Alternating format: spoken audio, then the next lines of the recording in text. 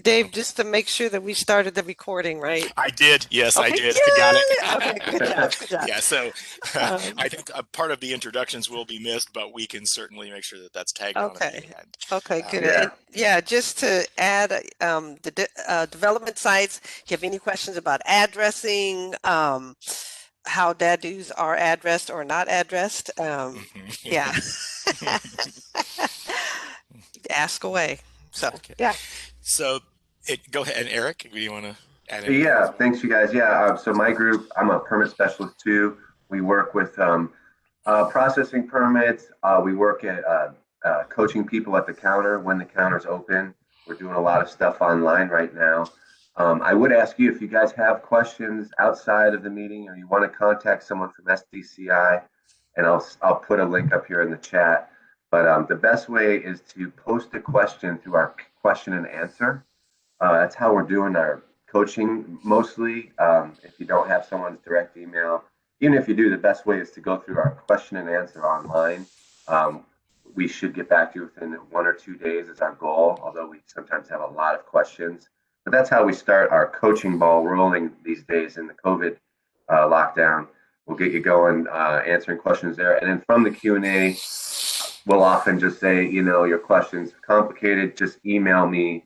And that's just a good way. That's a good point of contact for our department as a whole. You can ask building code questions, mechanical, all kinds of stuff. For us, you'd just ask you'd ask yeah, construction building code question, and it would come to my group. But yeah, we do the reviews. A lot of the reviews on single family additions and alterations, including the accessory dwelling units, detached and attached. So we know a lot about that. And also, I want to remind you guys, next week is also another home fair. There aren't, I believe there's no presentations, but it's basically a question and answer. So if you guys have a lot of leftover questions today that aren't answered, and maybe aren't able to ask them through the Q&A, please feel free to attend that meeting next week. I believe it's at 10 o'clock also. Thanks. Okay, great. Thanks, Eric. All right, so I'm going to share my screen and dive into a PowerPoint presentation, and um, if I get going too quickly or if someone needs me to slow down, ping me in the chat. This is a lot to cover, and I tend to go fast. So warning you in advance. We'll try to answer the bulk of the questions at the end. I really do want to save as much time as possible, but if something pops up in your mind and you want to capture it, go ahead and throw it in the chat, and we can use that as a tool to kind of scroll back and see what we may have breezed past too quickly. I'm now going to share my screen with folks. Let me know if you see I think what should be a PowerPoint presentation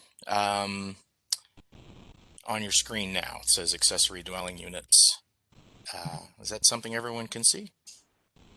I see it, David. Excellent, thank you. Okay, so just as a start, I want to cover something that's really important for our purposes here at the department, our purposes and values. Um, this is something that we try to use to guide all of the decisions we do and the work that we do. We are a government agency. Folks have different experience in working with government agencies, getting permits, but to the degree that you've had good or bad experiences, a lot of times those can be, I think, traced back to how people live and work out the values of the organization. And so, we have a value statement that our purpose is as stewards and regulators of land and buildings. Sorry, I have to move some things on my screen. I can't see very well. Yeah, we preserve and enhance equity, livability, safety, and health of our communities. Those are the things that is what we are trying to do. Our values are respect, the quality of work that we do, equity, integrity, and service. And so that's something that I like to start everything off so we all kind of remember why we're here and what we're doing. Topic for today. I want to go sort of over a brief overview. What are the policy goals? What are accessory dwelling units? I'll try to give you a little bit of history, and then sort of how the new standards that folks are seeing play out in the development world, how those work. What's the framework that we're dealing with? Policy goals. let me back up a little bit and say accessory units or detached accessory units in the development world for a long time would have been something a person would call a mother-in-law apartment. The notion was that you would have an apartment within your home that, you know, a family member could come and live with you. And it was really to create kind of two households within a single home or within a single site where you had a house and maybe a cottage. And that was the notion for a long time. Different regulatory agencies treated them differently. You know, in some cities and counties, they were not allowed at all. In others, they were quite typical. You know, in rural communities, they were very common. And in the mid 90s, through the Growth Management Act, the state kind of set a policy that we need to try to encourage these, and we call them accessory dwelling units. So it's not like a separate home all by itself on a lot, whether it's in a single family house or whether it's detached. It's really thought of as being something that is accessory to or appended to the single family home. And so some of the way the regulations work is that the total number of people who would live on a lot, number of unrelated persons that would be living in a home, isn't that different. It's just that we allow them to live in sort of these separate households. These have been sort of a staple of development in our city since the late 90s, picking up into the 2000s, and then through a series of efforts made by council and stakeholders and, you know, homeowners, we began to refine those regulations, which is to remove regulatory barriers to make it easier for people to do them, to increase the number and variety of the types of housing that we see in single family zones, because the city is largely a single family zoned city. We don't have as much multifamily as a lot of cities of our type, of our size and type, and to remove something that was a barrier that for a long time, which was an owner occupancy requirement, which meant that the single family home or the accessory unit always had to have the owner of the property living in it. When we removed that requirement, such that an ADU and the main house, so the accessory unit and the single family home, could be rented separately, it opened the door for different ways to finance these things, different ways they could be developed. It really was targeted at treating people more equitably, so that we ended up creating opportunities in single family zones for for people who may have had financial barriers to living in those zones and in those locations before. So we really see it as a way to to produce more housing and to produce housing that is, you know, of greater variety and for more people. So that's sort of the gist of it. The ordinance in question that really moved these pieces around, that sort of moved the rules around, is the ordinance I have listed here, 125854, became effective in August of 2019. So that's the effective date. There are projects still under review, probably that predate that, and then there are many projects afterwards. Excuse me. When we talk about an ADU, and actually anytime you're in the land use and zoning arena, one thing that becomes very important is to define your terms. What is an accessory dwelling unit? In this case, we're talking about two things: an attached accessory dwelling unit, an AADU, which is a accessory unit within a principal structure. So it'd be either be within a single family residence or an addition to that structure itself, or a detached accessory unit, which for a long time we might have called a cottage house or something like that. And it is physically separate from the main house. So in many cases, you'll see where it will almost look like two houses on one lot, or a bigger house and a smaller house. And that is by intention, that we have different regulations covering each one. What is a principal unit? A principal dwelling unit is sort of what you think of as a single family home. I live in West Seattle. I live in a neighborhood that is full of single family and mixed use, so low rise and single family homes, townhouses. And the house that I'm in is called a single family residence. That's how we define it by code. It is a principal dwelling unit, meaning that is the use of the property. That I'm on is to provide a principal dwelling unit for a family. An accessory dwelling unit is above and beyond that. It is accessory or appended to that main use. So you can't have an ADU or a DADU unless you have a principal unit. It's kind of sounds like a fairly basic thing that may not be important on first blush, but we do get into many situations where we're trying to figure out, either through a development site arrangement, trying to figure out the confines of a lot, where the accessory unit is versus which is the principal unit. These sort of definitions become important. So some of the changes, I'll just come at it sort of at a high level. The big changes that happened in 2019 was, as I talked about before, we removed the owner occupancy requirement. So a single family house and a DADU or ADU could be rented totally separately to separate families. We removed the off-street parking requirement for ADUs. So no parking would be required for an accessory dwelling unit, which was a barrier to a lot of people building these or trying to fit one into their existing home. Any number of unrelated people, up to 8, can live on a lot in a single family zone, although lots with 2 ADUs, and we'll talk about how that works, any number of unrelated people up to 12 can live on that lot. So we changed sort of the overall cap of the number of folks who could live on a single family lot. There's an important thing to note, which is in our shoreline, which we have a lot of portions of the city that are zoned in the shorelines. An urban residential environment is what we call it. And the link that you see there is to the SMC, which is Seattle Municipal Code, and then the chapter, which is 2360A, which deals with shoreline zones. Clarifies that in those situations, ADUs and DADUs are not allowed. They're only allowed sort of outside the shoreline district or up on a sort of not on a waterfront lot, but on what we call an upland lot. So in those situations where folks are in the shoreline, that's an important thing to note. Something that was a big change from before is the number of ADUs that are allowed on a lot. In the SF zones, single family zones, 5,000, we have the numbers you see there, 5,000, 7,200, 9,600 refer to the minimum lot size, but in terms of development standards, they're not really that different. You can have an ADU and a DADU. So you could have an accessory unit within the home and a detached accessory unit, or you could have 2 attached accessory units. There are parameters under which you can do. There is a requirement that when you have more than one ADU, for instance, the code has you do, one of the units has to be built according to the built green standards, or there's an income requirement, so it has to be provided for low income housing.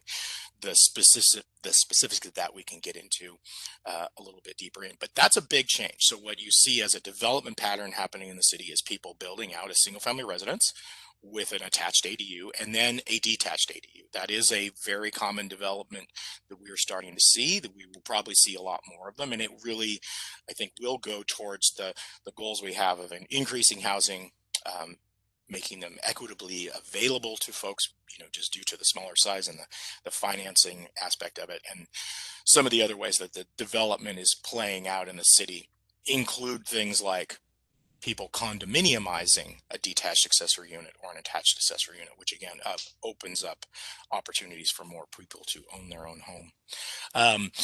In RSL zones, which is a zone that we probably won't go into much detail, that's a residential small lot zone. Each principal dwelling unit can only have one ADU. So that's a little bit of a wrinkle, but RSL zones are not as common in the city. You probably won't see as many of them, run across them a lot. And they have a completely separate standards for ADUs and DADUs.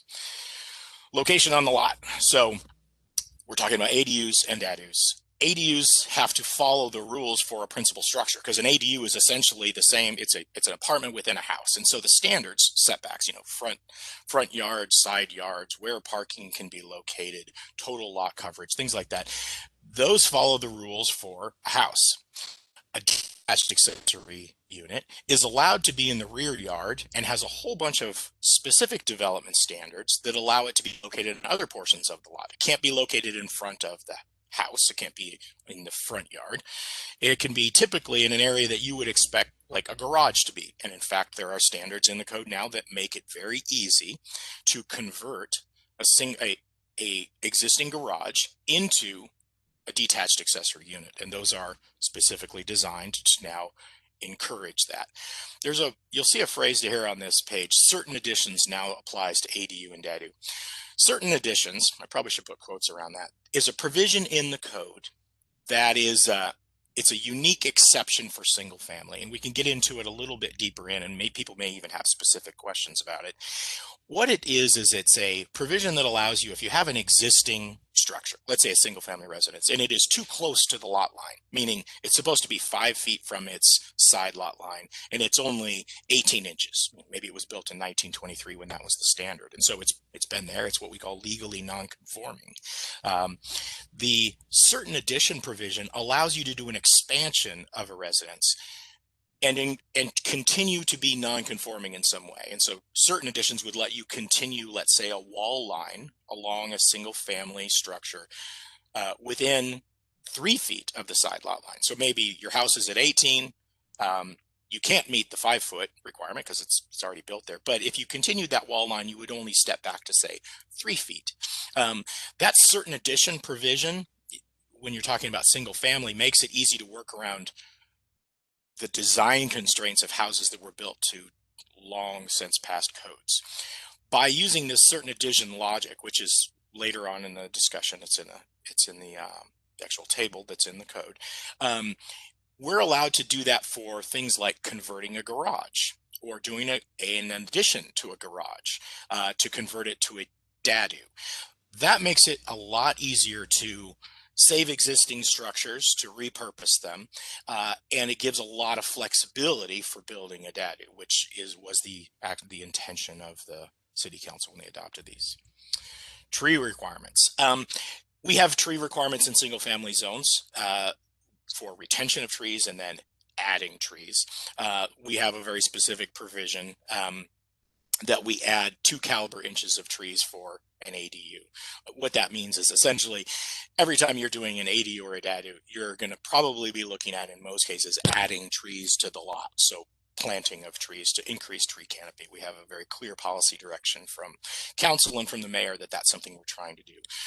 Obviously, we're a city with a lot of trees in people's yards, and so that's something we have to work about. But it's an important thing to keep in mind as you're considering a project of that type.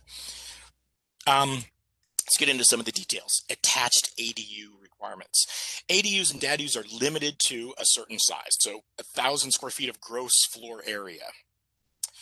What does that mean? Gross floor area is, the way we measure it is, what is the floor area of a building from the inside surface of the exterior wall? So when we look at the envelope of a building, you know, looking in sort of like looking down on it, and you were to cut a section through the roof and you're looking at the floor plan, the gross floor area would be that line that is the inside surface of the exterior wall. So everything within that has to be less than or no more than 1,000 square feet. There are things that are excluded from it. The most important that's to understand is probably that it excludes the garage area. So doing a detached accessory unit that's 1,000 square feet, let's say it's 500 square feet on 2 levels in a rear yard with a garage, what does that translate to? It translates to a building that's, you know, kind of what we would consider a small house, a 1,500 square foot small house that could be located in a rear yard.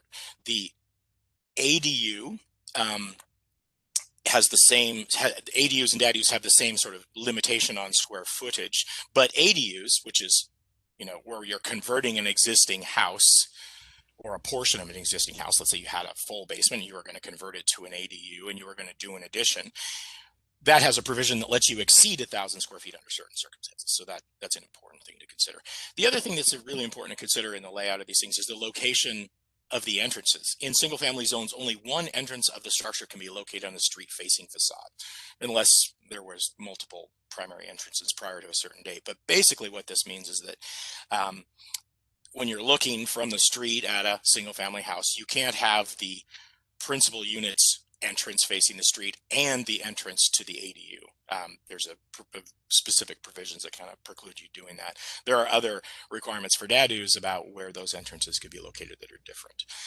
I'm just going to get into some of the nitty gritty pieces, and I think this is where we'll end up having a lot of questions later. Let me do a quick time check and see how we're doing. Okay.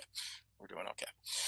The minimum lot size for having a detached accessory unit is 3,200 square feet, which is getting down towards the minimum lot size you find in any single family zone other than RSL. The minimum lot width is 25 feet. The minimum depth is 70. There is a maximum lot coverage. and you get very nitty gritty and specific for DADUs that it is essentially, we look at lot coverage for the entire site. So we would say, let's say in a typical single family zone, it would be 35% lot coverage, looking at the whole site. So the house plus a DADU, but DADUs get a couple specific exceptions that make it a little bit easier. Some portions of the structure don't count towards that, like eaves and gutters, things like that. But in terms of limiting the overall bulk on the site, that's one of the provisions we use is lot coverage.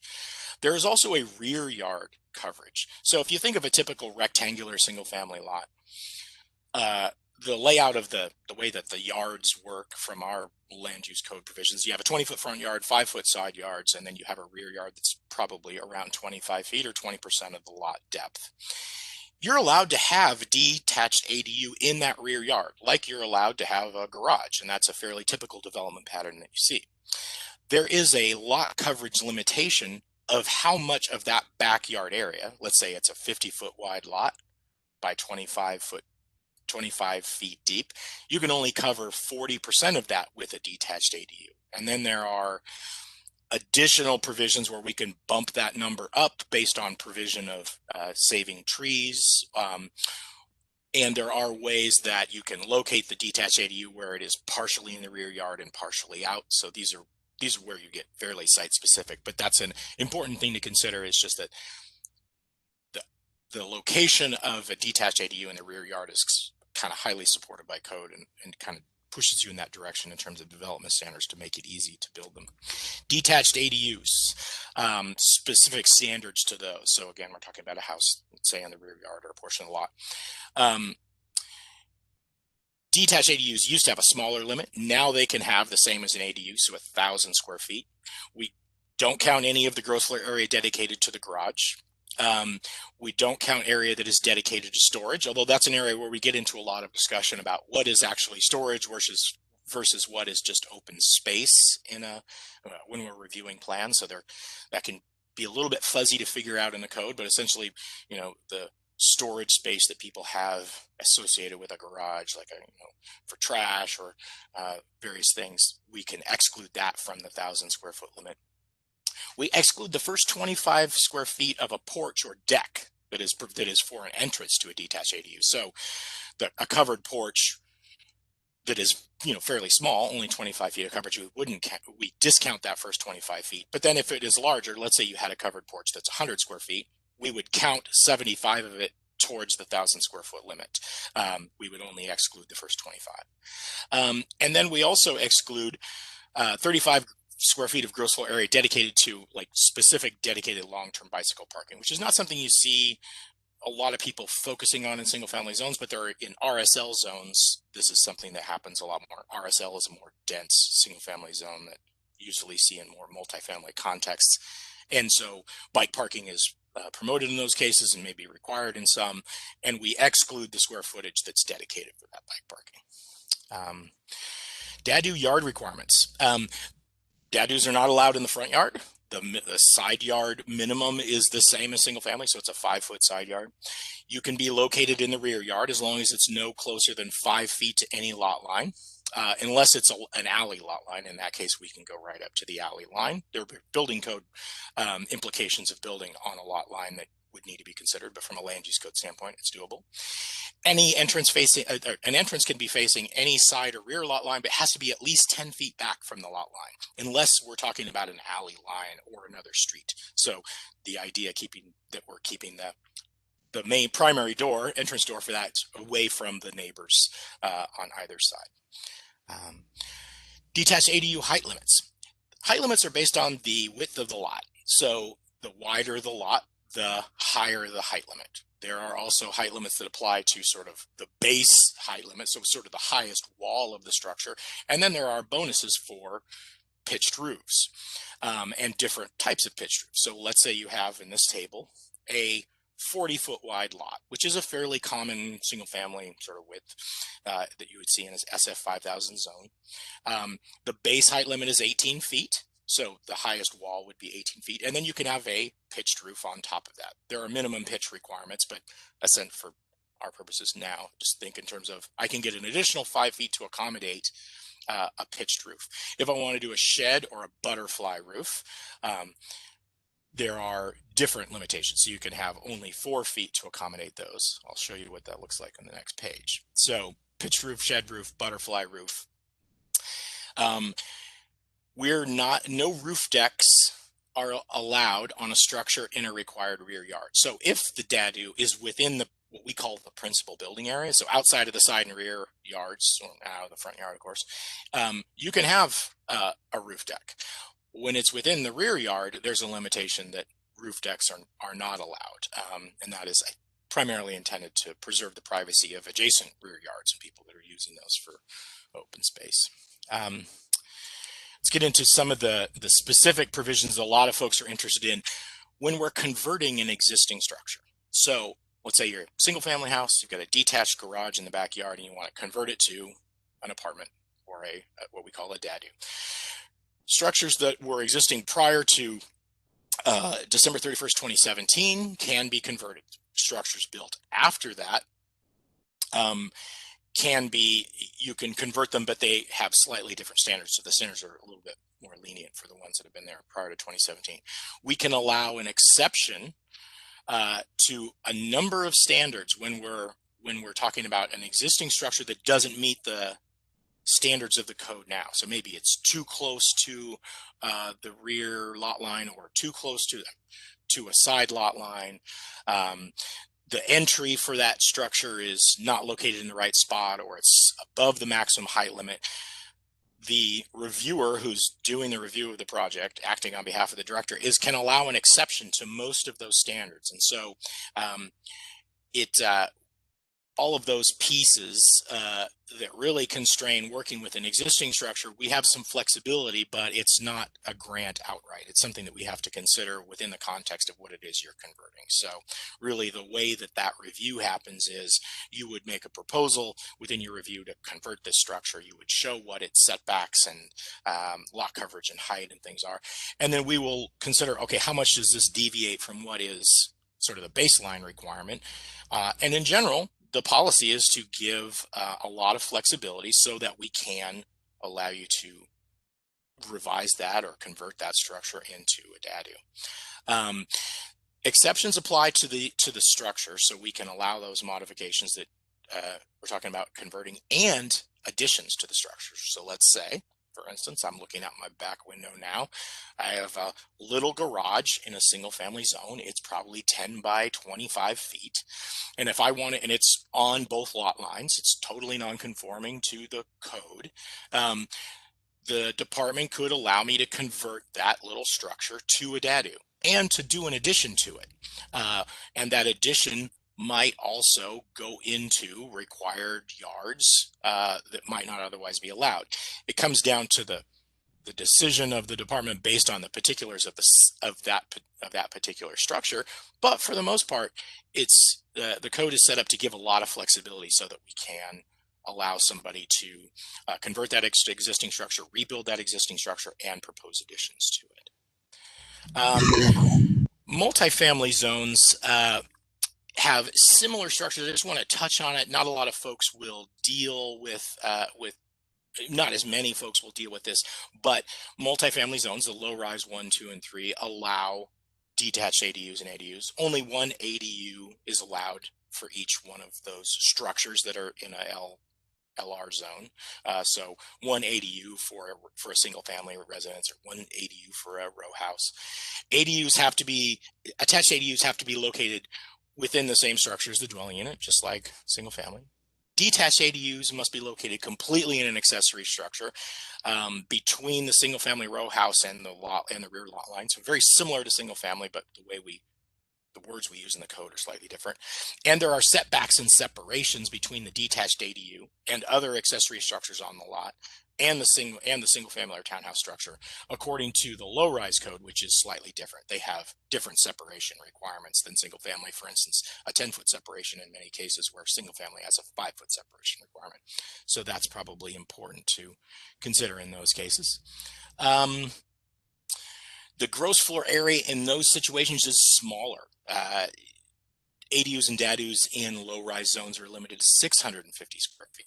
and there's a percentage of the size of that structure relative to the single family house that's on the site. It can't be more than 40% of the total gross floor area of the, let's say, single family residence that's on that lot. The height limit is lower. It's a 20-foot height limit, and with some exceptions that allow additional height for a pitched roof.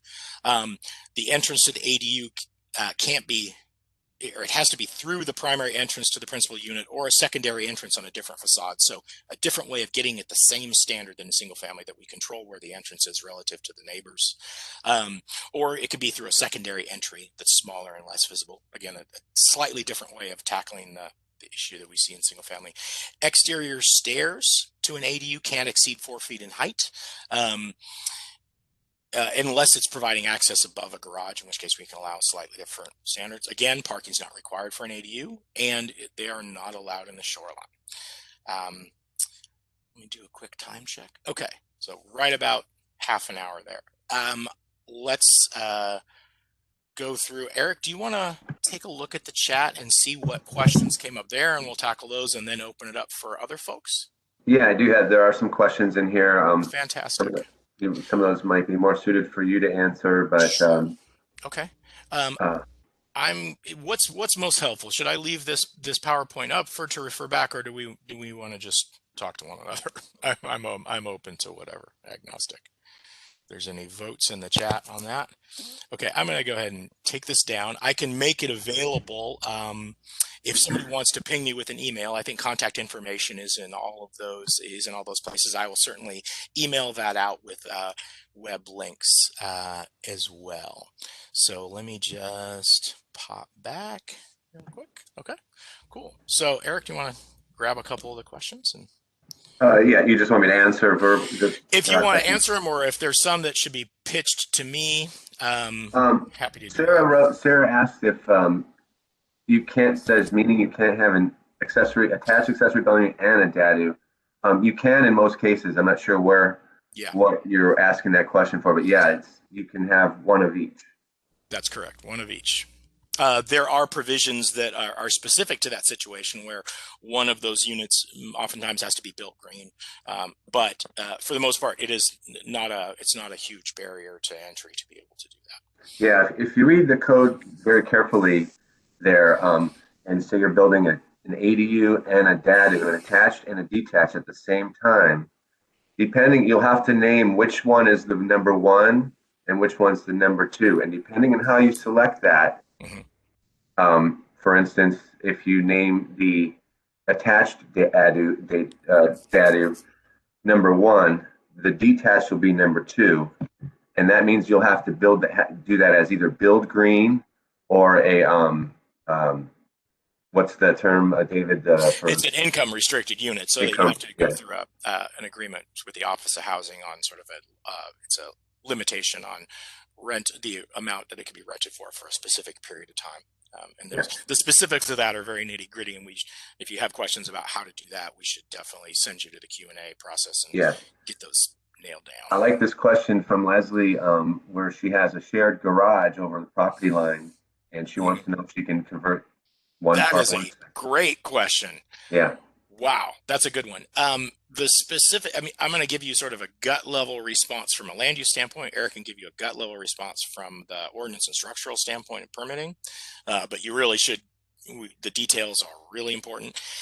From a land use standpoint, when there is a property line wall for a garage in a single family, to where there's a shared property line running right down the middle of the wall, we treat that as if they are not the same structure. So we treat it just like it is all on your own lot, and you can theoretically build right on top of it as if there were two structures built very, very closely together, straddling a lot line.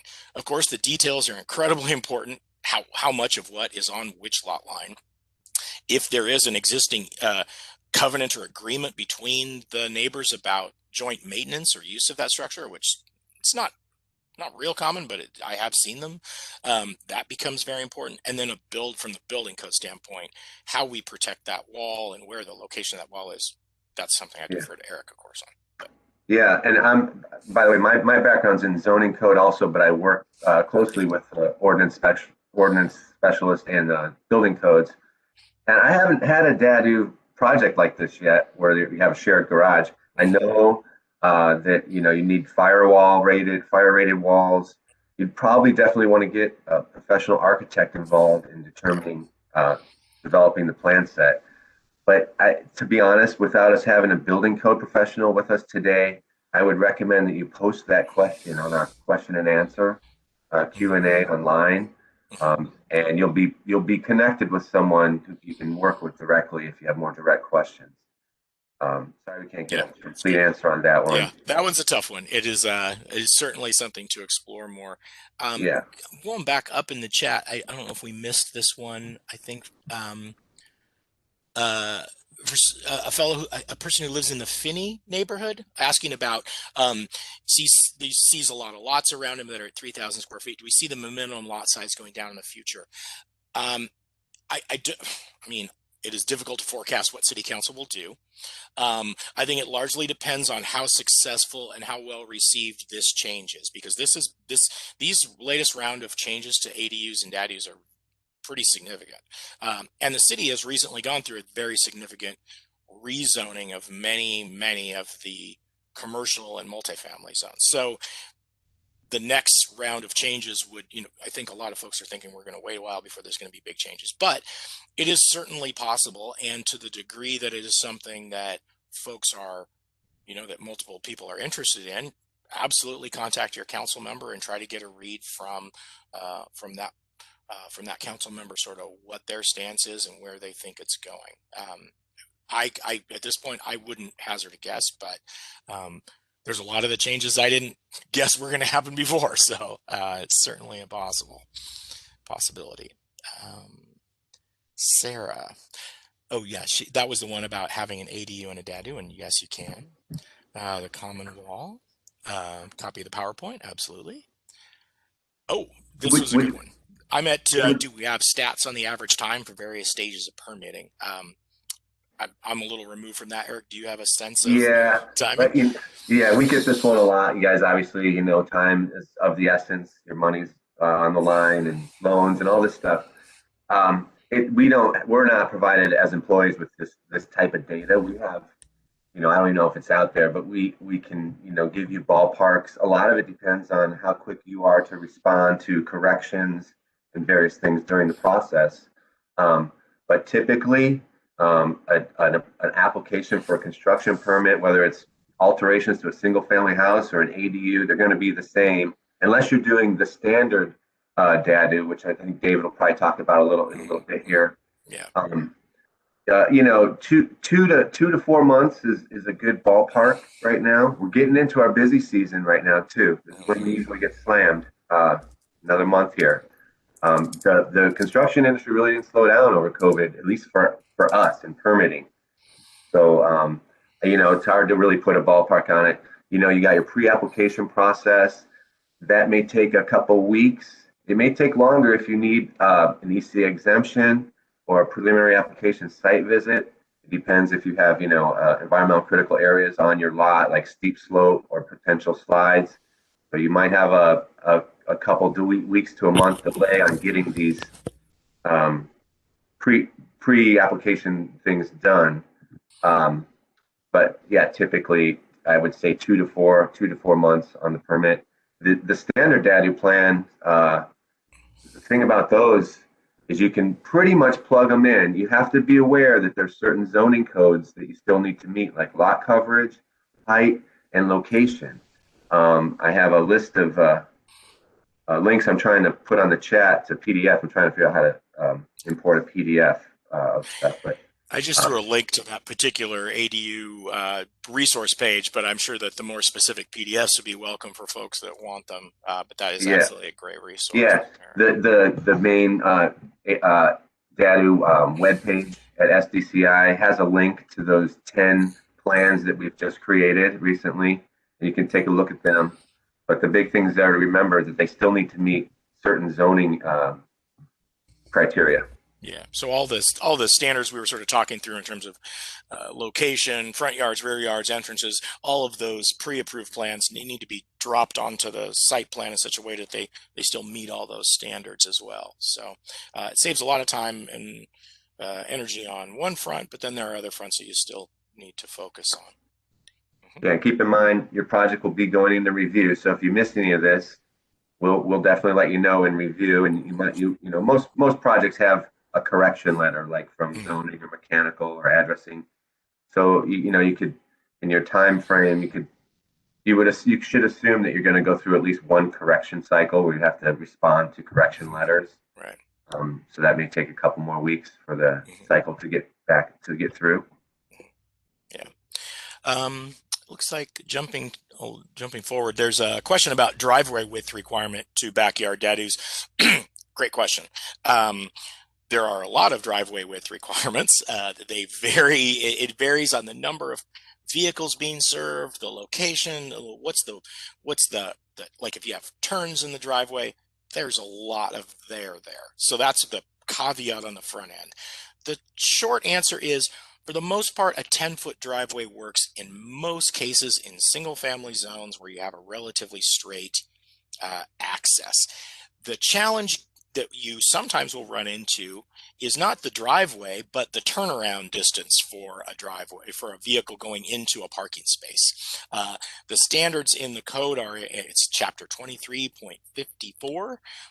I think it's 030 deals with a lot of those standards, 025 as well. But you can do a Q&A on your specific lot if you have a specific notion of how you want to do it. We can take a look at it. But in general, a 10-foot driveway works. It's the maneuvering space that becomes challenging. The easiest shorthand for maneuvering space for a single-family residence with which has a parking requirement for, let's say, one car. It's a medium-sized car, the way the code defines medium, which is like, think of about a 9 by 16 foot space, is if you have a 22 by 22 square behind that parking space, that in most cases is enough maneuvering area to get a car totally turned around. So there's a little bit of shorthand there. I wouldn't take it as, don't take it as that's what the code says, but that's a general parameter that I've seen work many times. So other folks asking about the PowerPoint, and we can do that. More PowerPoint. Web link to the chat. Okay. When it comes to gross floor area limits, is a bedroom closet considered to be storage? No, great question. It's not. It's considered just part of the bedroom. When we talk about storage, we're really talking about that sort of storage you would find like in a garage. And to be honest, we've had a lot of internal discussion about what's reasonable in this case, because the code doesn't give us a ton of guidance. And so it is generally pretty limited. The sort of spaces we're talking about is, let's say you had a 8 by 10 space next to the parking space in a garage that was labeled as storage. Is that a reasonable area to be excluded from gross floor area? Yeah, in most cases it is. But things like closets or storage within what somebody would call an attic space, typically no. We just count it as floor area if it meets the definition of floor area. Let's see, what's the best way to find out about condominiumizing? Talk to an attorney. That's not something that we review at all. The city doesn't do any review of condos. We deal with them a little bit in the case where somebody is seeking another address for an ADU, but that is not by no means a simple or straightforward process. If you had specific questions about that sort of thing, where you had a site and you're thinking, this is something I want to condo and I want to get another address, that would be something I would go through the Q&A and try to dial down to the specifics of that project. But in terms of if you wanted to do a condominium agreement on a existing ADU or a future one, you want to talk to a real estate attorney. They have to draw up those sorts of documents anyway and go through the county and state process. So that would be the resource for you there. Looks like someone is saying our property is zoned per the map SF 5000, but it's a duplex on a 7,200 square foot lot. Does that mean we follow the SF 5000 rules for a DADU or a multifamily property? I'll take that first question first. Great question. SF 5000 and 7,200 have the same exact development standards. The only difference is the minimum lot size. So those standards would be the same. So you would follow the rules for SF 5000 for a DADU or multifamily. Duplexes in single family zones, so existing non-conforming duplexes. So you had a situation where, well, historically you had a situation right after the Second World War where duplexes were allowed in single family because there was a major housing shortage. And there was, I think it was during the war as well. So you get a lot of pre-existing duplexes in those zones. The code does not allow you to do a DADU for a duplex, only for a single family. The thing that's interesting though is that a duplex and a single family residence with an ADU physically and functionally don't appear that different. So in some cases I have seen where a person owns a duplex in a single family zone, where they go through a process where they convert one of the units in the duplex to an ADU, which oftentimes takes some construction and some things to make it meet the development standards, and then adds a DADU. So you have single family with an ADU and a DADU. But adding a DADU to, or adding an ADU to a duplex is not permitted by the code. So that's the first sort of cut at that answer. The second, also curious if we could add a DADU that is like an up-down unit with a studio on the bottom and a separate. This I'm not in. Okay, upstairs meaning. Oh, meaning a DADU with an ADU. Another great question. No, that's not permitted by the code. You can't have an ADU in the DADU. So not like a separate. It's really almost like building another duplex. No, that's not permissible in the code. The ADU has to be within the principal dwelling unit, and the DADU has to be separate without anything attached to it. What are the entrance requirements for SF Zone A ADUs? Can the entrance to the A ADU be through the entrance of the primary residence, or is a separate entrance required? It can be through the primary entrance. There may be building code implications that are not springing to mind right away, but from a zoning standpoint, yes, that's allowable. Eric, you want to jump? David, yeah, I would add to that too. From my experience, you could enter through the same door, but you still need to have separations of spaces. Right. You couldn't, like the ADU tenant couldn't walk into this primary single family's house. So you might have a entryway inside the door where it's separate doors, locking. So basically, you got to remember that your plans need to show separation of spaces. Even in the basement, you want to designate what spaces are attributed to the accessory dwelling unit, what spaces are shared spaces like a laundry room, and then what spaces downstairs in the basement might be part of the single family, like their storage or something. So we want you to, in your plans, you need to clearly designate areas. And then you have to demonstrate, that the tenant has accessibility and secure accessibility to individual thermostats, heat control, a sub panel or the electrical panel, where they can access it securely in a shared space or in their own space. Great, thank you. That's great.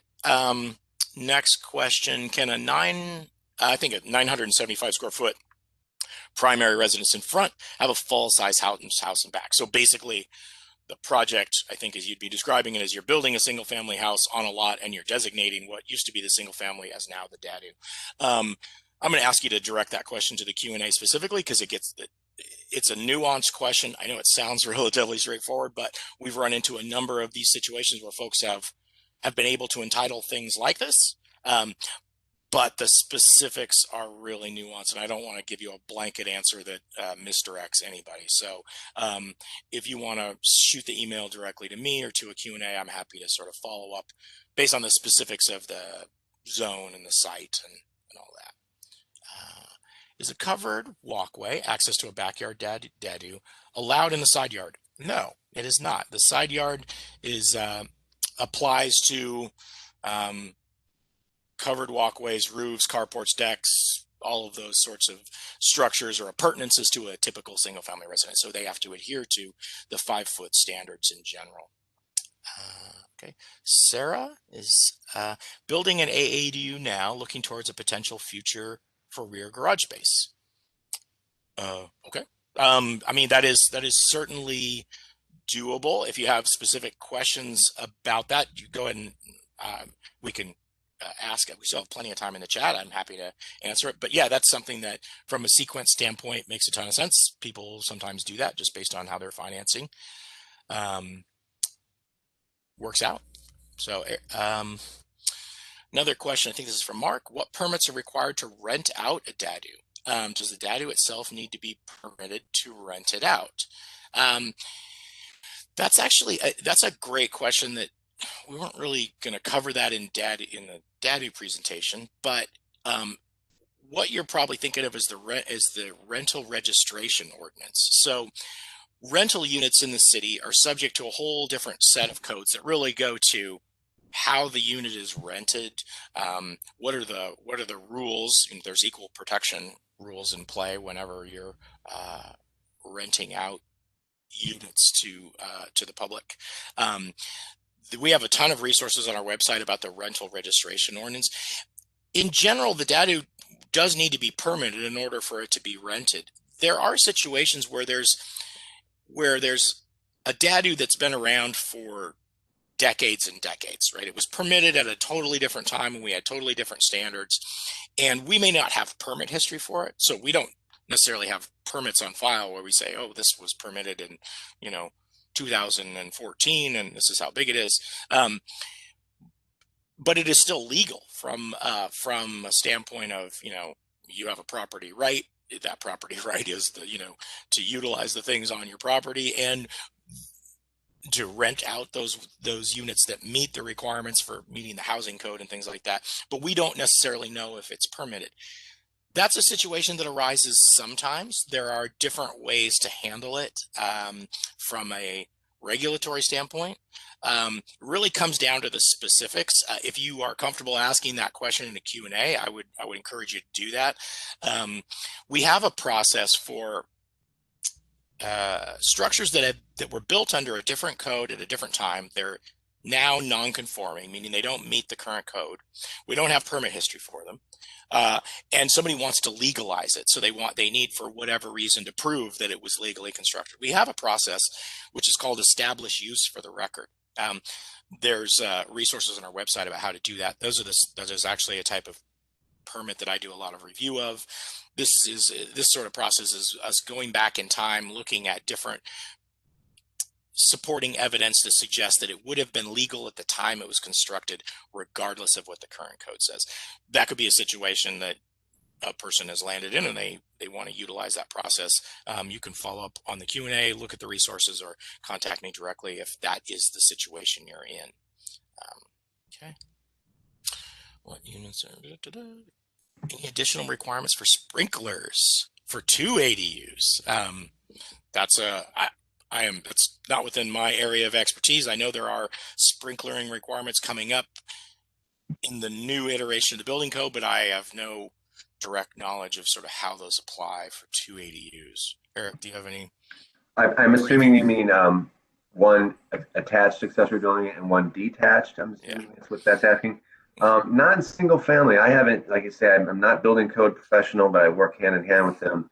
I haven't seen where we've ever required, sprinklers in these types of instances. I really wouldn't assume that, but please pose that question as a building code question in the Q&A for clarity. But I don't think you'd have to worry about that. Not single family. That's I know there's changes coming in the next code, but I don't know how it applies to ADUs, and I know that that's not something we're doing now. This is a great question, I think, from Rose. Is the existing primary house subject to updating to existing code before an ADU or a DADU are added? Great question. Completely comes down to the specifics of the project. So for the most part, if you had a single family house in a single family zone and it's just there and you're adding a DADU in back of it, the requirements that you go in and do a bunch of upgrades to the house don't kick in usually. But there are circumstances where, for instance, in order to power the DADU, the electrical comes to the existing house and then you need to run connections out to the DADU. The existing electrical might not have enough capacity to do that, and that could require upgrades to the strike or the panel. So permitting from City Light to do that, and from our department for the electrical work. There may be requirements to upgrade a sewer connection or a water connection. Those are kind of the big pricey things that a lot of people need to be concerned about when they're doing this. But in terms of, do I have to come in and make my existing house totally meet current code? No, that is usually not the case. That said, if you're doing any sort of an addition to a house, let's say you have a 1924 house that hasn't been touched in that entire time, and you come in, you want to do a substantial addition, a big addition to it, there is a requirement in the building code in those instances many times, it's called substantial alterations, where we say, okay, you're touching so much of this building, you're substantially altering it so much that we need to make it, for instance, meet current earthquake requirements, so retrofitting tie downs and things like that, or adding shear capacity to a wall that maybe you're attaching an addition to, or the whole house needs to have additional structural strength to support and connect to a new addition, because we're talking about two totally different structural things. One that is, built to 1920 standards and maybe a little bit rickety, compared to something that's brand new that is very, very stiff. And so there's a requirement that we have to consider. In many cases, you need a structural engineer. You got to consider how those attachments and connections and overall structure fits together. Those are the situations where upgrading becomes an important consideration. Let's see. Is setback greater than 5 feet required for an AADU entrance on a side yard? Yes, it's 10 feet. You need a 10-foot setback from a side lot line for the entrance to an AADU. Is that for a detached accessory dwelling unit, David, or both? Oh, I'm sorry. You're right. It is an ADU question. This isn't a D. Yeah. So for an AADU, I think Eric is right. There's not that requirement. I was thinking DADU. So DADU has the 10-foot separation. How do you classify double height spaces in gross floor area? We measure gross floor area at the floor line. So a double height space wouldn't add to your gross floor area number, because we're measuring GFA essentially at the baseboard, or at the sheetrock essentially at the floor line. So, and there's even little provisions in, I think there's a director's rule that you can find on and director's rules, I'm sorry for those that haven't heard this term before. A director's rule is essentially our explanation of how we review the code. So the code is interpreted this way. This is how it works, and we explain it through a director's rule. There's a director's rule on gross floor area in single family zones that talks about how we treat things like mezzanines in a double height space, and where a mezzanine level or like a loft space would or would not count towards gross floor area. So that's something that if you have a design that has a double height space and you're concerned about staying within that 1,000 square foot limit, I'd direct you to that to get a sense of where the line is. What are the addressing requirements? Oh, go ahead, Eric. If I may, David, too. Yeah. So yeah, if you do have like a big cathedral ceiling or a vaulted ceiling, then and you put a loft up there, then the loft would be counted for gross floor area. Right. And that the director's rule I'm talking about gives you the how we measure that and when we measure it. Some spaces don't count, some spaces do. So this is a great question from Nick, and it's I think it's from Nick. Is the person who's commenting, is the name above or below the comment? It's probably misattributing all of these. It's the one above. Okay, good. What are the addressing requirements for DADUs? This I may need to pull in Myra as the subject matter expert on that for sure. In general, the way that we have treated it in the past has been that the DADU or the ADU or both get a letter designation on the address, the overall address for the site.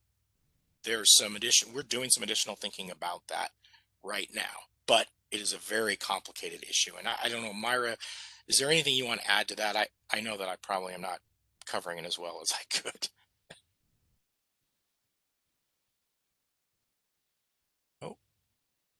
Did I miss her? I think I may have lost her. And okay, I may have lost Myra for a second. If she pops up, I'll let her. Oh, I think you might be muted, Myra. Did I unmute? Do I need to unmute you? I'm sorry. Okay, how's that? Can't hear you, Myra. I can't hear her. Oh man, I know she's given a lot of thought to this too. She's saying really good stuff right now. I know she's saying great stuff. I know. Okay. Okay, says we may not be able to grab her real quick. I don't know what's going on. Mute, unmute. What if I made her the host? I don't know what happened. Okay. Well, we will circle back on that issue, and you go ahead and send an email directly. I would say the answer is we're working on trying to figure that out now. In general, we've done letter designations, but there is some question about how it should be done in the future, and there may be a possibility of us shifting policy over time. But as it currently sits, we're sort of at letters and letter designations. Oh, there Can she you hear is. me now? I There can I hear you. am. Oh, awesome! Yay! Thank you. I knew you'd Thank bail me you. out. Yes, thank you. Thank you for your patience. Yeah, no problem. So in general, DADUs are treated like apartment units. They're not separate structures that will get a separate address. You would take the main house number 123. It'll be unit A, B, C, D. So main house number, and then a unit designator in the back, and that will go get registered directly with the post office as a secondary delivery address. And we have a tip 130 that gives extensive information on that. And if someone else has additional questions, I'll be happy to ask about addresses.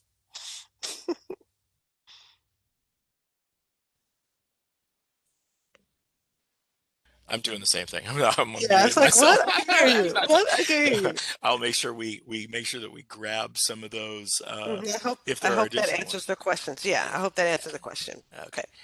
Can you trade an existing? Oh, wow, here's a good one. This is a great question. Can you trade existing main residence square footage for ADU exempt area for FAR? This is from Matt, if I think I understand this right.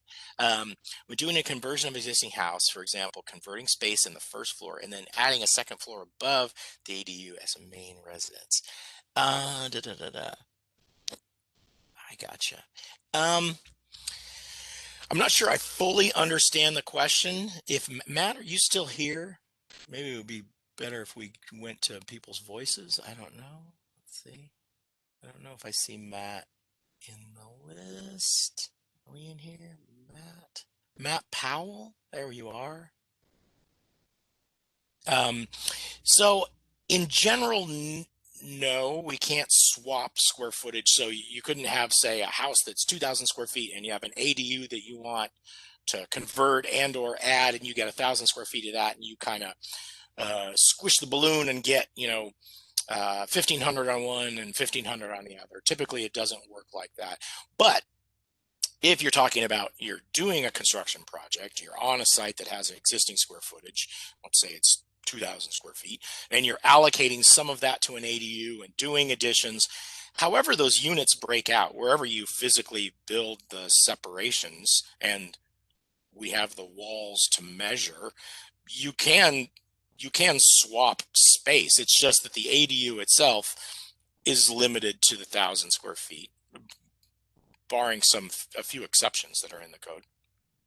And then there are those sort of size limitations, and then there are the exceptions to those size limitations that are specific, that are to the house or the residence and the ADU. So it gets highly technical. I think where part of your question is going, and it really goes to, yes, you can physically reallocate space, but the limitation of 1,000 for one and let's say 2,000 for another, that can't be squished together to get like 1,500 on each. So, David, there's a couple more above. Yeah. I'm sorry. Did I skip down? Okay, go ahead. Yeah, I could get these on utilities. Fantastic. Thank you. Jim asked, would separate water, sewer, and electrical be installed for the DADU, or would they be tied to existing? So during part of the application process is you upload a a King County water sewer discharge form. And on that, so basically the answer is no, you don't have to have separate. You could tie into your existing side sewer, but you would say that in the form you're uploading. I believe there is a charge for sewer capacity discharge. SPU charges you for that, for the use of the sewer for an extra unit. But you don't have to have separate side sewers going out. You can tie into your existing side sewer. And then electric, you don't have to install new electric, but you may need to install a sub panel so that tenant has secured private access. Or if it's in a shared, if it's down in the basement, it's in the shared laundry room, that's acceptable too. So you don't need separate electrical for the dadu. I don't know if I haven't seen where people run a brand new line from the street to their dadu. They just either do a sub panel in the dadu or somehow set it up that way through the main for the single family house out to the dadu. Next question by Nick is, how are utilities billed between principals and ADUs? That's up to the homeowner.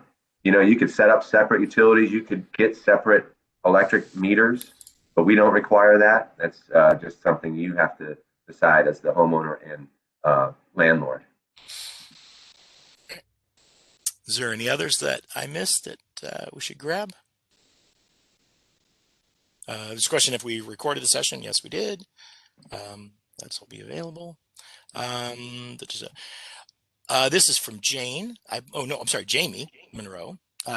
If I have an approved existing ADU and the square foot to add another ADU in the structure, does the whole structure have to be brought up to meet the Seattle Building Code? That is a great question that is really specific to the exact project you're talking about. If you're reallocating space within a building essentially and doing small additions, in some cases you may not need to do substantial upgrades. In many cases you will. It really is going to come to the specifics of your project. Unfortunately I can't probably tackle that in a sort of a general sense. I'd encourage you to go through the Q&A. Is there specific requirements for stormwater detention? Yes, there are. And at the end of, I think, my piece there, I think we have, is Eric available? Eric from one of our drainage reviewers was here. He had a slide, I think, on that, although I don't see him as a co-host listed. So, yeah, I don't see him. There are specific requirements for stormwater detention. Those are very important to consider, and you should probably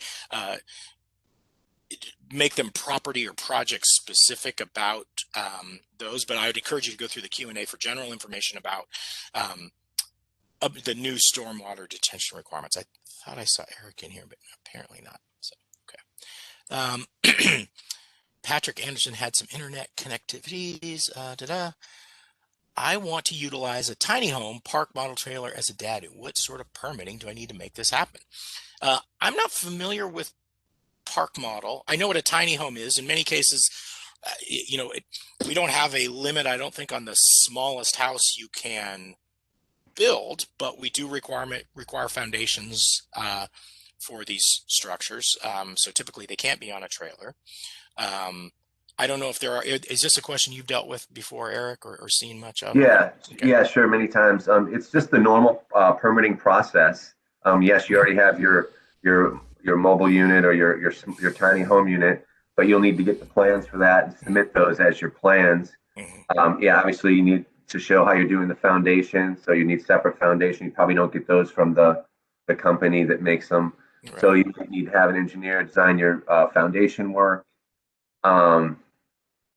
Think of some other things here, but it's basically the same permitting process.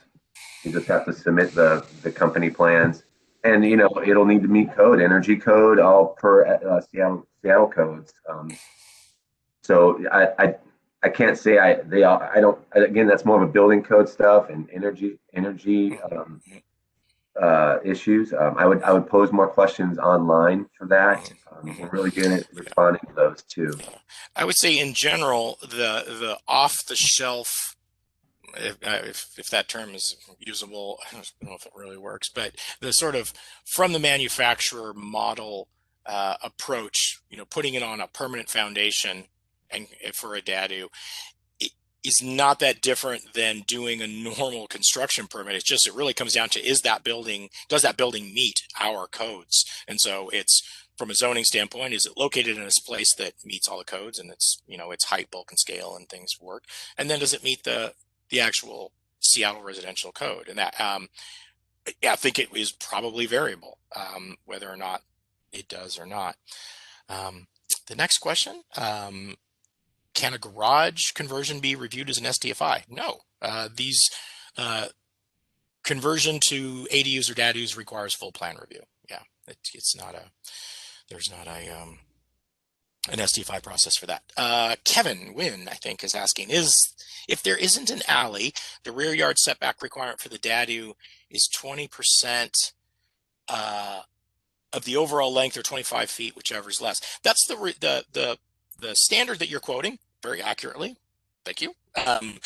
Is for the rear yard, what the rear yard is considered on a lot. So when we're looking at a single family lot, that's how we would determine how much of this site and what part is a rear yard. And then the DADU can be within that. So, it can go out of that as well. It could be what we can call the principal building area. So straddling the line between rear yard and just the main area for building on a site.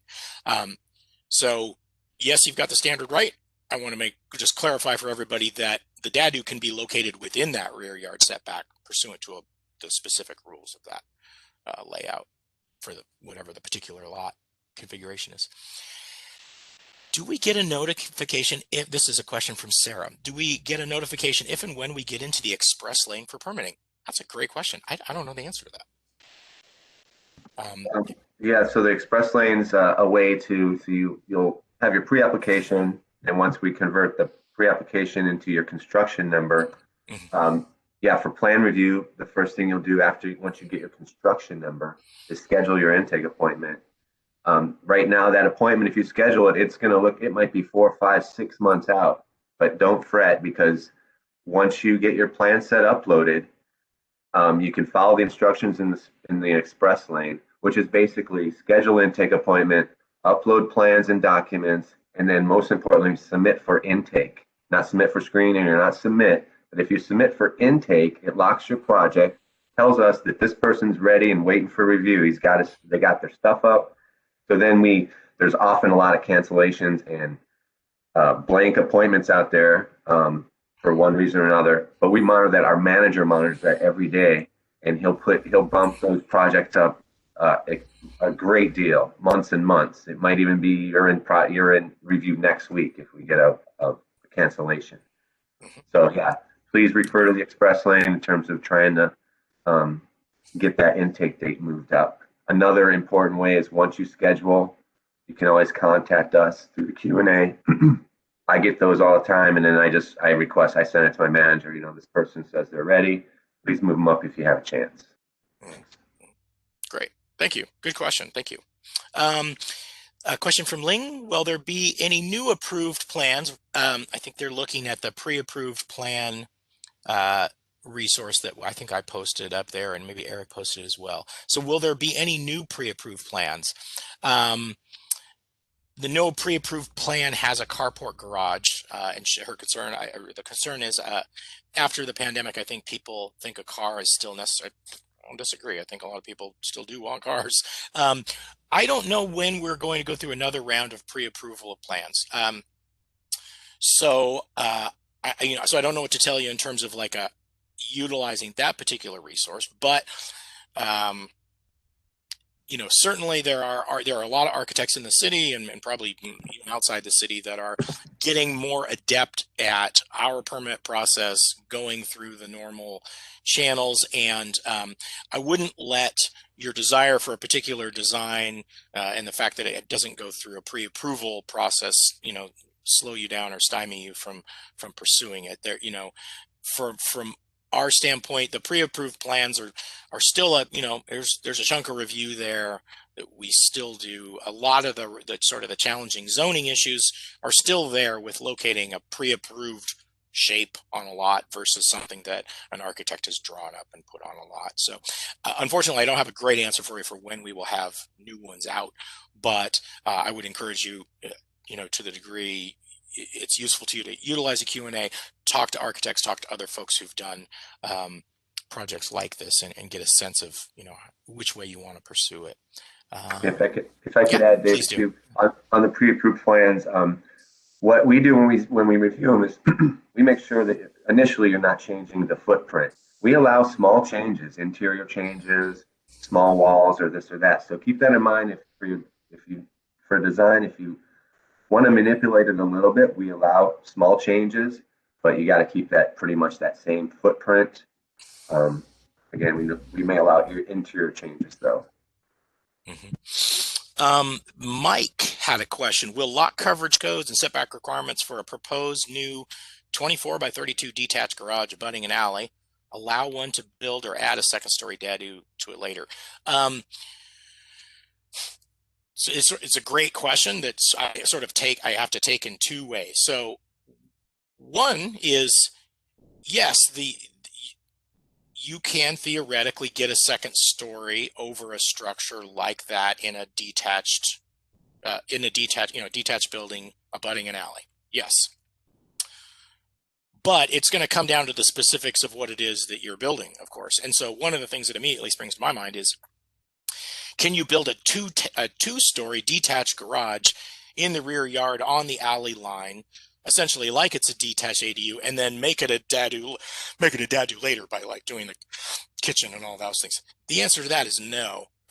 If you're coming in to permit something as a dadu now, and you want it to meet the dadu standards, you'd meet the dadu standards. If you're coming in and building it as a garage, you meet the garage standards. The way to do what it is you're describing, it sounds like, is to come up with a design that would meet both and then permit it essentially in stages, which is certainly doable, but it takes a fair amount of pre-planning probably to locate it just so that the conversion of it later or the addition to it later will meet the code. And I hope I know that's kind of an unsatisfactory answer, because it's kind of like maybe, but really it does come down to the particulars of where it's located and how it's phased. So Anna had a question regarding permitting. I was able to get a land use intake for February 4th, was not able to get intakes for construction and demo until May. If I submit everything on February 4th, how likely is it I will be considered for construction and demo permits earlier than May? I'm not sure. I'm not sure what the situation is there. You typically, if you're doing a dadu, you're coming into, let's say, demo a garage and build a detached ADU with a garage in it, you wouldn't do a land use intake. You would just do a construction permit intake. And if you're just doing a demo permit, you would just do a demo intake. Land use permitting or a land use intake is typically for projects who don't have any construction components, like you're coming in to get a permit you're coming in to get a variance, or you're coming in to get a shoreline permit, or something that is a sort of a land use review that has a different sort of time cycle and doesn't have a construction permit associated with it yet. So I would say you need to probably check with the intake folks and make sure that you're lined up for the right thing. Because if you're doing a dadu or an ADU project, you most likely just need a construction intake, I think. Yeah. Eric, do you want to Hey, add to Anna. that? Yeah, Anna, could you, I'm sorry, go ahead, Mary. No, I was just going to say, yes, she would probably need to email me directly Great. to get that information to make sure that she's in the right place. That's great. Depending on, what her MUP application is for. Right. Right? Thank you. Yeah. Thank you. Okay. That's perfect. I knew my email address. Sorry, this is Anna. Your email address is contained in the main. It's my name, myra.stallworth@seattle.gov. Okay. Thank you. Okay. Great. You're very welcome. Awesome. Okay. Let's see. Richard Wynn. I've seen basement ADUs and basements that did not appear to have enough height. The ceiling was too low. Any comments? I can tell you that there are probably a lot of ADUs out there that were built illegally, and you do see those. They're built without the benefit of a permit. You do see ADUs that were in converted spaces that have a fairly low ceiling height that may not meet current code, but there were provisions, at least at the time, to allow it to convert, or there may even be provisions now to allow conversion. And then there's just the kind of the general thing, like row 3, which is you can have an ADU in a basement where it doesn't feel high enough, but it really does meet the building code minimum. Can't really speak to whichever ones you've seen, but I certainly have. I recognize that that's something that occurs out there in the world, and you've probably seen it. I'm just not sure which of those 3 things it lands in, but they're all certainly possible. Tanya, is this recorded? Yes, there is. There is a recording of this that'll still be available. The PowerPoint will be made available. This is from Amanda. Absolutely. Oh, Patricia, great presentation. Thank you. She's going to a link to the PowerPoint, so we will do that. Can you place a HUD manufactured home as a dadu? Great question. Not something I deal with directly. Maybe Eric, you spoke to this in terms of the park model homes and things like that. I'll let you take this one. I think you probably have a better read on it. Yeah, I think again, you'll need to, show how the foundation is, have your plan set with show that it meets zoning. A lot of that's more of a building code question. I request that you pose that in the Q&A as a building code question, so our ordinance structural team can answer you more specifically. But yeah, it's just like the same with the prefabbed houses. That the way it's built has to meet zoning code, mechanical code, structural code. But yeah, it can be done. But I would just pose the question to building Q&A so you get specific answers. Yeah. And as much information as you can relay about your project and your structure, the better for us to answer.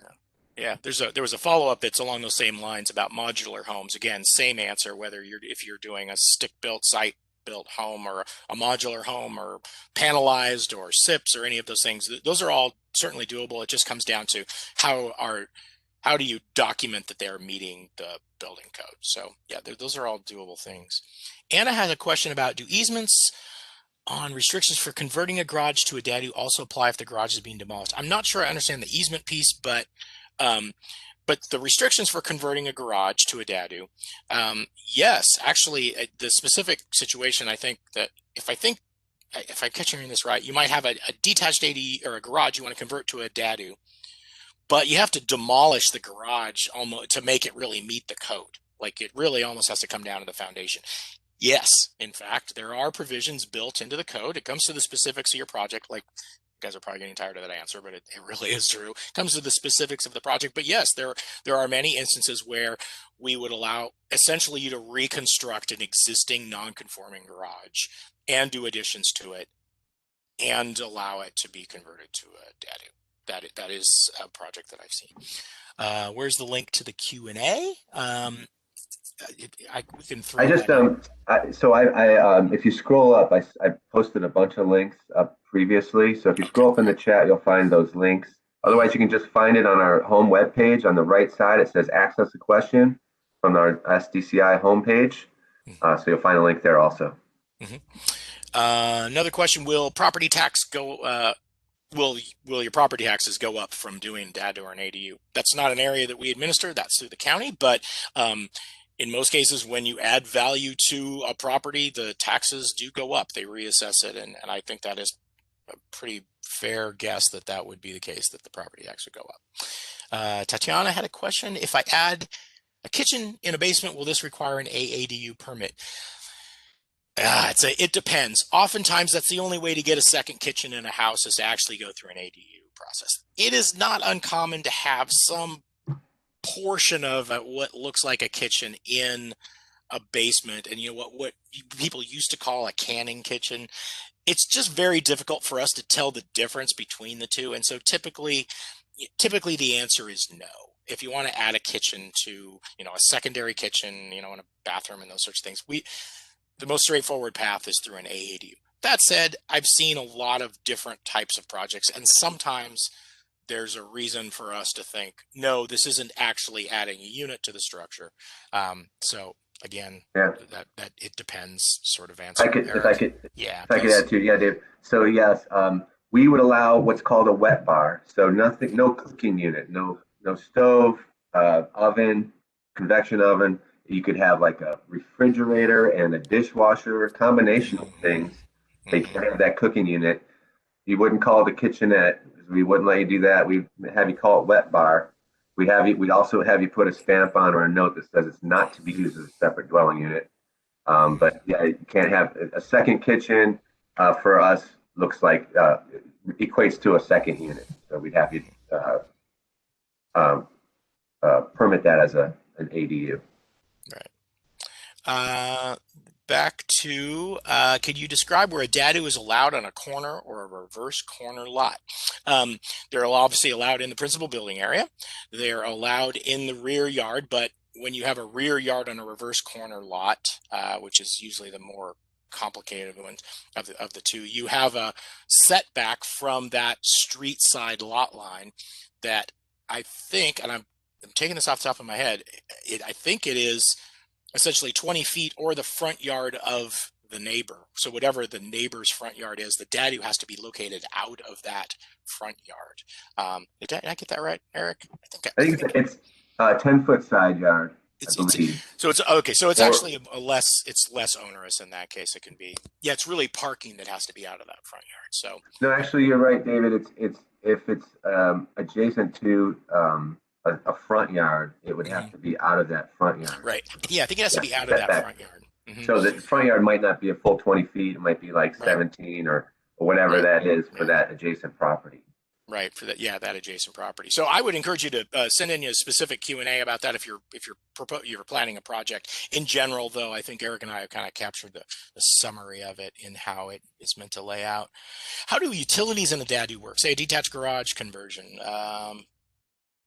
And what about if the existing house has a PV system? I think, is that a solar system, and they want to add a PV system to the dadu? I mean, essentially, utilities have to meet the building code, meet the building and electrical codes that apply.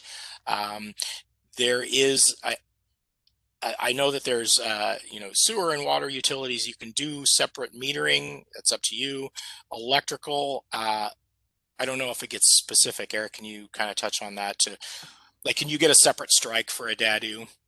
You can you can choose to put in a separate electric meter if you want to do it that way for your renter. But we don't require that. That'd be separate through SPU.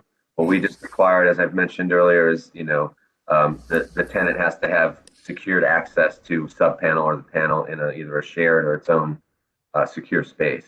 Right. Okay, great. Can a driveway take up a side yard? Yes.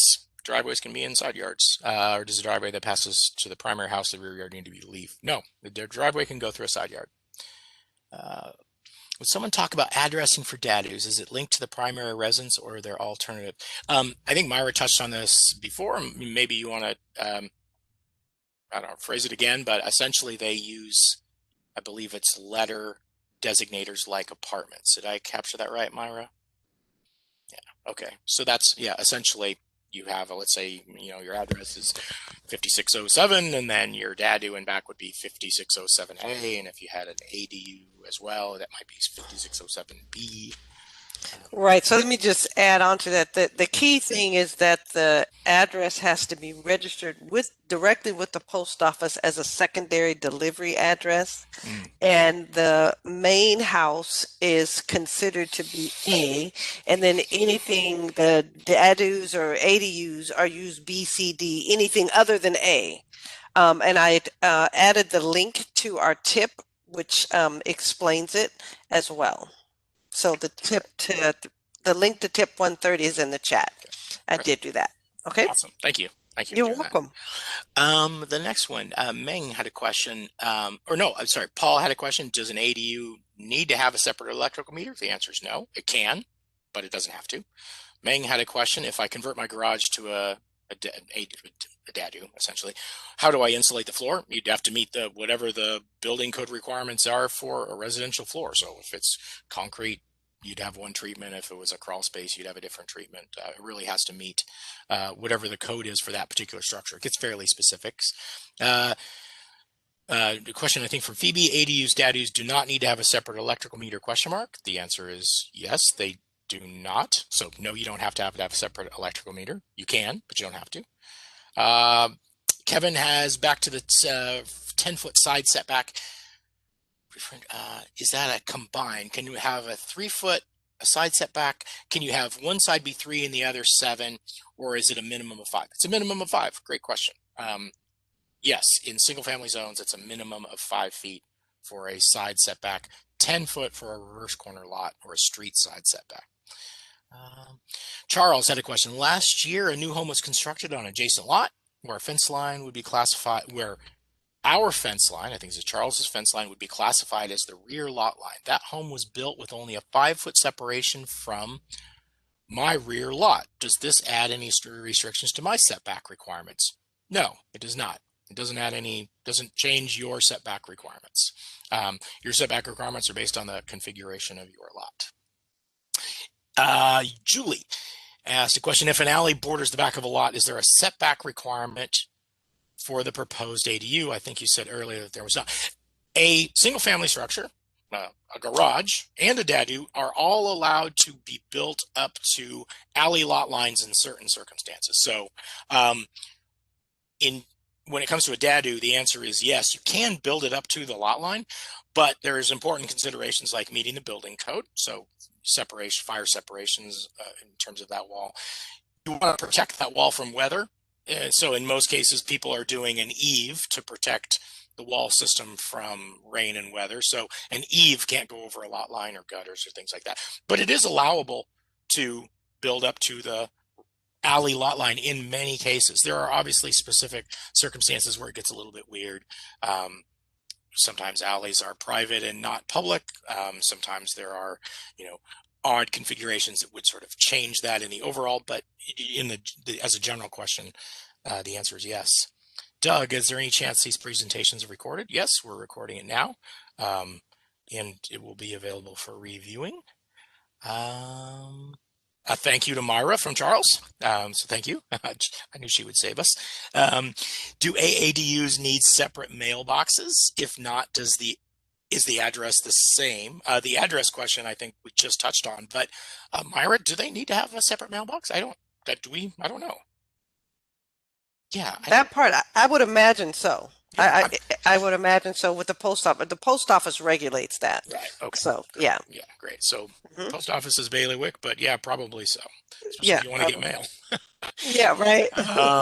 What about garbage, recycle, food waste for the dadu? Separate accounts or must they share with the primary residence? Fantastic question that I admit I do not know the answer to off the top of my head. I believe that they get their own separate service. So they would have their own account with SPU, or they can have their own account with SPU. I'm not certain what happens when you have a combined account. So Patrick, I'd ask you, could you shoot me an email so I can get back to you about that specifically? Unfortunately, I don't know off the top of my head, and I'd have to look at that. I know that you can have a separate service, but do you have to is a different question that I want to answer specifically. That might be a better question posed to SPU. Yeah, also. it really is an SPU, but I want to try to track it down. Yeah. This was a follow-up from Barbara. Should the address be the same for both the main unit and the AADU? No, the post office would probably prefer you have separate units so you receive bills and mails and deliveries separately. But again, that's something that is administered through them, not through ours. Jeffrey is still a little bit confused about addressing. Can a main house have a street address like 2300 Main and the ADU be 2300A? Or is it 2300 A and B? Yeah. So you would have, go ahead, Mark. Yeah, it would be the main house is automatically assumed that it's A. So any other units, ADU, dadu would have B, C, D. There we go. Yeah. Right? Yeah. And again, it's registered directly with the post office as a secondary delivery address. Right. Great. Yeah. Great. I misspoke. So Myra, thank you for getting my rebound. No worries. I said A, but yeah, really it is assumed that the first one is A. And Correct. Cool. Correct. And let me say this, it's not a modified, it's treated as a unit. So it'd be 2300 whatever South Massachusetts Street, Unit B. Okay, cool. And Even not better. 2300B Massachusetts. It's a unit number at the end of the address. Okay, fantastic. Okay. Thank you. That is super helpful. Yeah, Yep. I had that totally wrong. No worries. Aliv had a question. Are there scenarios where you can get an STFI to convert a garage to a dadu? No, there are not. Are decks part of what is considered lot coverage? Yes, in many cases they are. There is a height at which decks are not counted in lot coverage. It's below 18 inches. So like a low deck that you might have in a yard below 18 inches could be excluded from lot coverage. Go ahead. David, sorry. So I think it's 36 inches. Oh, is it for gone lot up to coverage? 36 for lot coverage? It's 18 for setbacks? It's a deck needs a permit if it's 18 inches or higher. Great. But yeah, for lot coverage, it's 36 inches or greater. And then setback. Portions of stairs for the deck, also any portions of structures, 36 or higher. And for setbacks, is it 18 or 36 as well? So an 18-inch deck could go up to a lot line, but Right, a deck in a side yard or Right. a rear yard needs to be 18 inches or Gotcha. lower. Okay. So yeah, so two things. Lot coverage, the question you asked, Eric, thank you for fixing that for me. It's confusing. Yeah, and then from a setback standpoint, yes, a different standard. Any deck over 18 inches needs to meet the yard or setback requirements from the lot line. Karen had a question. We're on a block with an alley up the middle, and the owners on both sides of the alley would like to build a dadu in back so that the dadu entrance is on the alley. Key concern is because of the slight slope of the area, owners would prefer to have utilities, especially sewer, run down the alley. Would the city help with that? That is something you'd have to deal with SPU with the layout of those utilities. It is, it is entirely up to their standards and review where like sewer and water run. It is rare in my experience for them to run in alleys, but it will come to the specifics of your situation. Yeah. Kevin, if my property is on an abandoned alley, is it possible to purchase our half of that alley in order to expand my lot size? There is a process for that. It's called a street or alley vacation. It is a extremely time-consuming process, with the approval being done by city council at the end of the day. I've been involved in many of them.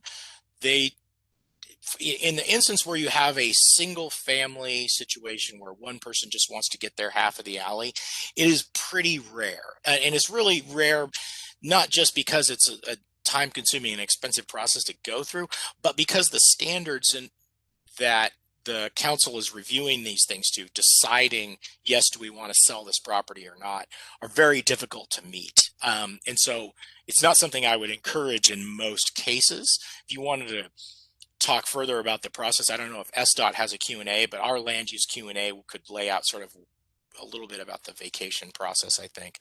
But in general, my sense is that it's not something that most people would take on unless there was like a larger sort of public interest that prevailed on the situation. Like, a whole neighborhood had a large series of alleys that they were thinking should just be converted back to the residential lots that abut them, and there was some other larger kind of neighborhood concern. For a single lot to take that on is pretty rare and very difficult.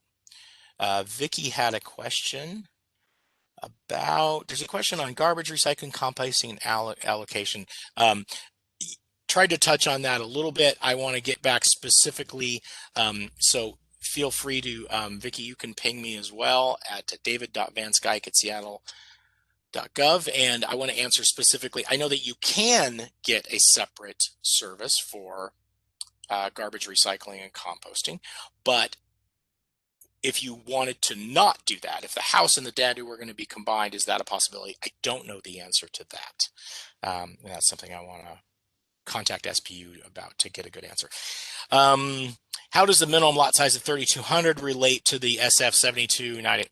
It doesn't really relate to them at all. It's just a blanket standard. It's the bottom, it's the smallest lot size that we allow that in, regardless of whether you're in a 9600 zone or a SF 5000 zone. Can you talk about using the nuances of a tiny home or park model trade-orders, which are registered through the DMV? Unfortunately, there's not a ton of nuance to it at all. If we're to approve it as a dadu, it has to meet our building and land use codes. In many cases, or in all cases, it's going to come to the specifics of that structure and how it meets all the codes, including energy code, which can be pretty tough for these things. So it is really treated like you're taking a piece of equipment and trying to convert it to a building for purposes of our codes. Kind of a high bar in some cases, but maybe there are others I'm not aware of where it has worked. So it's really going to come to the specifics of your project. Please talk about the separation requirements between a house, ADU, and garage. If a dadu is above a garage, do I need a 1 hour separation on the interior? If an ADU is below the house, do I need a 1 hour separation on both sides of the exterior wall? So I think the dividing wall. And if there is an accessory use below a dadu, how does this wall need to be rated? I don't know if that's something you can tackle easily, Eric. I don't know that there are hour separation requirements in these cases. So when we don't have a building code specialist here today with us, but that's definitely building code. I can't really touch on it. I'd have to ask you to pose that question. I could give you some thoughts about it, but please just pose that question to the online Q&A as a building code question, please. Mhm. The links are further up in the chat. You need other any links that I've sent out. There's a question from Kurt. Yeah, I think it's Kurt. Is covered outdoor space counted as FAR? Yes, a covered porch greater than 25 square feet can be counted towards the DADU maximum size and floor area. Yes, and also covered parking is counted in some cases towards that. So the answer is yes. Nadim, how does the minimum lot size of 3,200? Oh, I think I already answered that one. How does it relate to the zone requirements? It's just a blanket standard. We know someone who didn't permit their ADU. What risks have they opened themselves up to? Well, there's always a risk of enforcement for unpermitted construction. You know, that it really depends on what's built, but yes, there is always a risk if someone has done construction without the benefit of a permit, that we could take an enforcement action depending on which codes are violated. You know, for instance, in the case of an unpermitted ADU being rented out, there's probably violations of both the rental registration ordinance and then construction codes potentially. There are avenues to legalize those things. You know, I discussed earlier what we call established use for the record, or legalizing a use that hasn't been established by permit. It doesn't mean that it'll be easy, but there are avenues to work to resolve those things, and that's something that we encourage you to do. And if someone is coming in saying, I want to resolve a potential situation where there's an illegal ADU, how do I go about that? That's not something where we jump to an enforcement action. Our goal is to try to get things to be safe and to comply and to, you know, meet all the codes that need to be met so that they can be used safely. Tip 130, a link from Myra. Thank you. Can the name of the stormwater reviewer be repeated? Yeah, the stormwater reviewer who I thought was going to join us is Eric Drips, but I don't know I don't, which is not, it's not a pun. He's a great guy. I don't want to just give out his contact as the go-to guy to ask stormwater questions. If you have specific building questions that involve stormwater, go through the Q&A and we will find somebody. It may end up being Eric, but I'm just not entirely certain. Curtis had a question about amenities can be included in the garage portion of the DADU. Specifically, can I include a half bath in the garage and still maximize the size of the DADU? The garage, a bathroom in a garage is going to be counted towards the floor area of the DADU. It just is. A sink in a garage, just a freestanding sink, probably not. In most cases, we would say that's, you know, a lot of people have a sink in their garage for cleaning, you know, whatever tools or parts or things like that.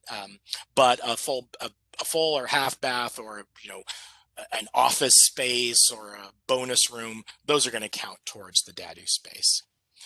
Are windows allowed on the back of a building if it overlooks an alley? So I think this is a question from Keith about, can you have windows on a property line? I mean, you can certainly have windows overlooking an alley, but the question is that window allowed to be on a property line? It could be a building code question that I'm not really set up to answer. In general, it's going to be tougher to find that as an opening that's allowed on that wall, but I'd encourage you to go through the building reviewers for that.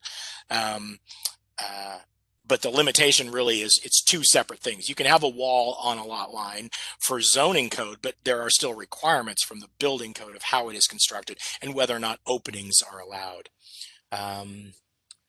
Question from Rose. Do we check with your department or another one if a lot has ECA restrictions and you want it? Yes, you do. You would ask questions about ECAs, developing ADUs or DADUs. If there is land use questions, you'd go through our department, you'd ask a zoning question. You might be asking permitting questions about timeline for that, and you could be asking building code questions about, and critical areas questions from other reviewers about ECAs like steep slopes and potential slide areas. But it's all through our department. Yeah. What is the required ceiling height for an AADU? I don't know what minimum ceiling height is. That's a building code question. I think it depends on the area. Is there a blanket easy answer to, is it 7 something? I don't know if there's an easy one. You'd probably want to go through the Q&A. Yeah, I think the minimum, if you're converting an existing basement into an ADU, I think minimum height is 6'4". Uh, New construction, I believe, is 7 feet. But mhm. please pose that as Yeah. a building code question in the Q&A. Right. Um, Yeah. Okay. Um, in terms of incentive programs for building a DADU, I'm not aware of necessarily specific incentive programs that you should build in a DADU. There are programs that for utility services like adding solar panels or built green, those are available. All those things that are administered through our department are on our website. That's not something that is built into the code that we necessarily that we have as part of an incentivized program. Let's see, Tanya, what is the process to go through if you purchase a home with an unpermitted ADU or DADU? If you want to legalize that use, the process is typically called establish use for the record, although in some cases you may not need to go through that permit process. You may just need to get a building permit to essentially show that the work was done legally. You'd want to, I would go through the Q&A and work with the building code reviewers about the specifics of your circumstance to see if you actually need that full-blown process, what we call established use for the record. In many cases, getting permits for unpermitted work is not, it doesn't necessarily require that process. It just requires a permit, an after the fact permit. Ed has a question. Does the 5-foot structure separation include eaves and gutters? Awesome question. Separation requirements between accessory structures on a single family lot is actually measured from the furthest extent. So the gutter, eave, whatever the outside of that structure is, not wall to wall. So great question. Charles had a question. Last year, a new home was constructed on an adjacent lot where a fence. Oh, I think I already answered this one about the rear yard. Can you have 2 DADUs each 500 square feet? No, unfortunately, that would be cute, but we don't have that I'm not allowed in the code yet. Stormwater management needed for DADU. Yes, any construction on a single family lot with new impervious surface is going to have some element of stormwater review and management. Yeah, the thresholds for that, I would defer to that particular reviewer. But in most cases, I've not seen a case where we just didn't have it addressed at all. Helpful webinar, okay. And then some additional thanks. Car parking requirement can be waived at the. Oh, these are just folks chiming in to help me. That's great. Minimum ceiling height for ADU. Yeah, I've not seen any other fresh questions. Yeah, Kevin has some specific questions about section R310 of the building code. I'd have you direct those to our building code reviewers. Again, I'm focused mostly on the general DADU, ADU zoning and permitting things. So ceiling height, egress, path of travel to get out of a building, all of those requirements, again, I would refer to the building code folks, the Q&A there that Eric has put up.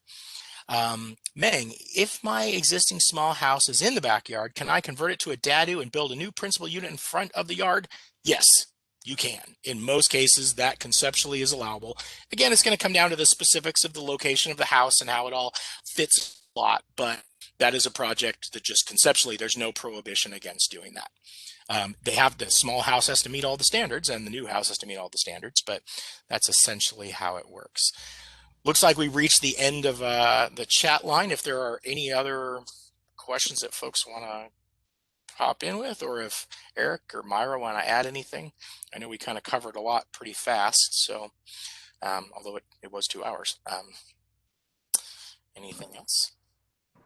Yeah, just keep in mind, I'm sorry, I believe originally I posted the Q&A to the land use. If it's about a data, you should pose it as a building code question. And that'll come to probably my group. I've just reposted the Q&A to the building code. Great. You can also find them on our SDCI homepage to the right side. It says ask us a question. You can click the link there. That's really our best form of communication during COVID is that Q&A, everyone. We're monitoring that. All groups are monitoring that to the best ability. It may take a day or two to get a reply, but that's the best way. Yeah. Yeah, it really Oh, is our best way at this point, and we, we're relying heavily on that, and I think folks are trying to leave contact information for follow up since we don't have a counter service available. We're all trying to do things better by phone, and so I would encourage you to pursue that angle, and we will try to help you out as best we can. So. Da-da. Jeffrey had a question about intake appointments for Monday. So that was a great question. I got no idea.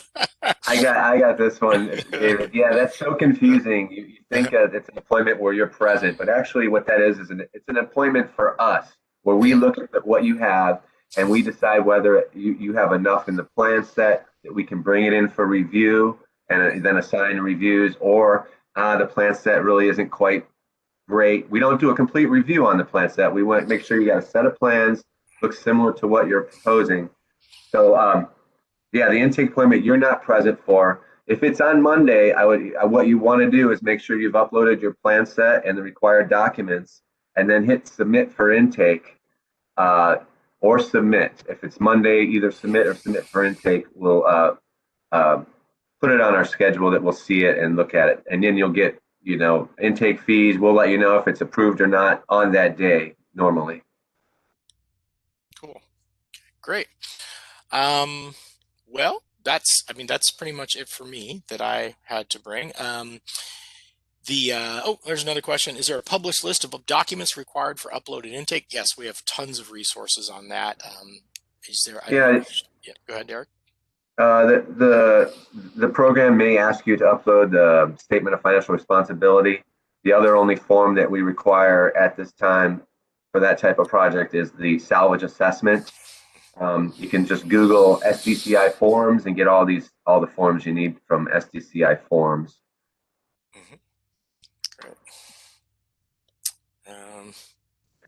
By the way, we'll let you know if you miss a document. Don't worry, we'll let you know when it's at least by issuance. So hey, you still need this document, upload it at that point. But thank you.